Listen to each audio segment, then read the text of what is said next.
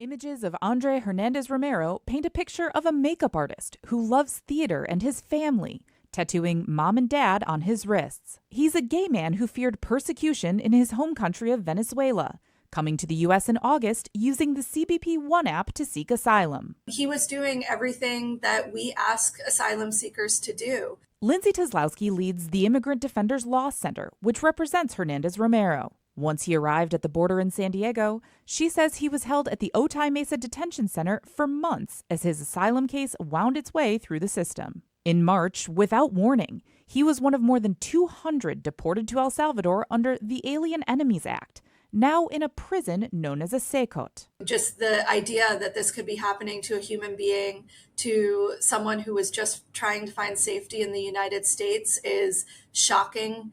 It's horrific, and it's why we're fighting so hard to get him back. Kozlowski says the U.S. government claims those tattoos signify he's a member of the Tren de Aragua gang.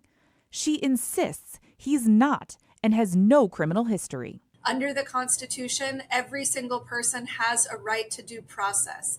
Now, California Governor Gavin Newsom is weighing in, sending this letter to the Department of Homeland Security that notes Hernandez Romero should be immediately returned to the U.S. We are not a nation that sends people to be tortured and victimized in a foreign prison for public relations victories, Newsom's letter reads. Well, they're not Venezuelan migrants. They're illegal aliens from Venezuela who should not have been in our country, who are committing the most violent crimes. When asked about the deportations of Venezuelans without a record this week, Attorney General Pam Bondi pointed to those who have one. We can deport them and get them out of our country and save room in our prisons because they should have never been in our country to begin with. Hernandez Romero and hundreds of others in the SECOT have had no contact with their families or attorneys, Kozlowski says. Images of him now from inside, captured by 60 Minutes, show a very different version of her client. She says this all sets a dangerous precedent.